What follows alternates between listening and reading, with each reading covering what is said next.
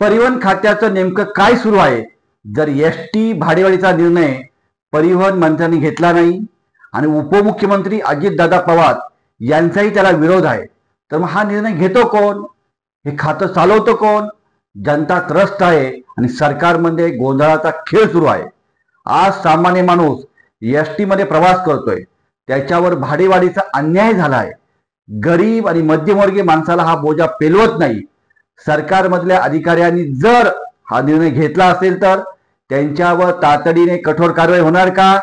हा फक्त चांगल्या गोष्टीचं श्रेय घेत मंत्री घेतात आणि चुकीची जबाबदारी अधिकाऱ्यावर टाकतात. ही सरकारची दुटोपी भूमिका आहे. परिवहन खातं म्हणजे कोणाची खाजगी संपत्ती नाही.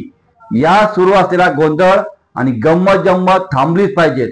एसटी सेवा ही जनतेची जीवनरेखा आहे. ती मोडीत काढण्याचा अधिकार कोणालाही नाही.